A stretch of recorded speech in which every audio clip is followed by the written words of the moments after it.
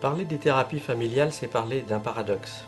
Dans une famille, quelqu'un ne va pas bien, exprime des problèmes. La famille va essayer de trouver une solution, va se reconstruire, se redéfinir, modifier ses relations. Donc, le symptôme d'un des membres va modifier le comportement de la famille. Inversement, quand dans une famille, un problème concerne tout le monde, ça peut être l'un des membres de la famille en particulier qui va être exprimé ce problème, et c'est celui-là qui va être amené à consulter. On est donc pris dans un double mouvement, de celui qui présente un symptôme vers la famille, et de la famille vers celui qui présente un symptôme. Comment on travaille en thérapie familiale? On travaille à deux, un qui est le thérapeute, qui est intervenant, qui travaille avec ses ressentis, parce qu'il va ressentir quelque chose qui est en rapport avec ce qui se passe avec la famille à ce moment-là. Ces ressentis, il ne s'assoit pas dessus, il les utilise. Le thérapeute fait partie du système familial, il est inclus dans ce système. Il travaille avec ses ressentis, ses sentiments. Il peut les communiquer à la famille, il n'a pas à se retrancher derrière.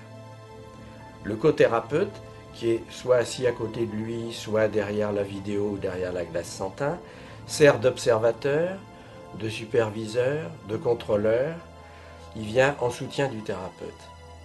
Il le soutient, mais il complète aussi son observation par la sienne propre, en particulier sur tout ce qui n'est pas verbal, c'est-à-dire les postures, les regards, les gestes.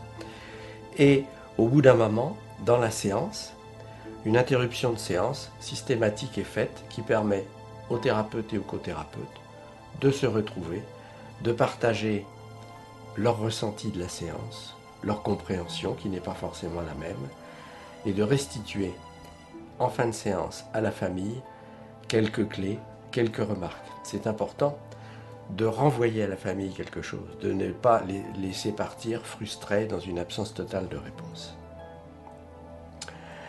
Cette pratique est commune en pédopsychiatrie et en psychiatrie d'adulte. Les techniques sont communes, l'approche est identique.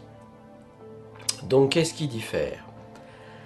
Ce qui diffère essentiellement, semble-t-il, après concertation avec mon collègue qui travaille avec les enfants, c'est que les interventions en psychiatrie de l'enfant ou de l'adolescent se font le plus souvent en période de crise, au moment où la famille est dans une situation de relatif déséquilibre et où les problèmes présentés ne sont pas très anciens. Ce qui veut dire que les situations sont souvent moins enquistées, plus récentes, donc plus mobilisables. Globalement, les résultats sont, en apparence en tout cas, plus rapides, les changements plus fréquents que dans la psychiatrie de l'adulte, où on est souvent confronté à des situations nouées, douloureuses, lourdes pour les familles qui évoluent depuis plusieurs années.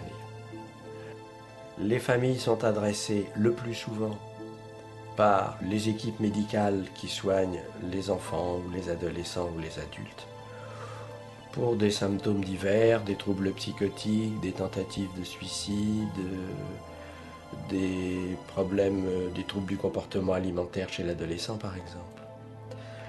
Dans tout ça, la famille elle-même, la personne malade, ne demande souvent pas grand-chose. Et aussi bien chez les enfants que chez les adultes.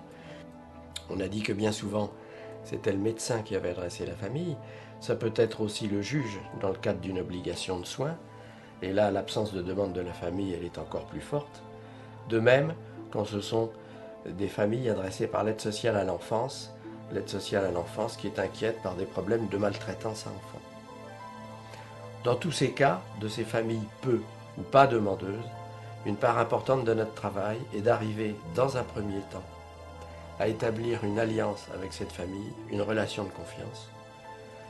C'est seulement à partir de cette relation de confiance qu'on pourra vraiment commencer un travail thérapeutique.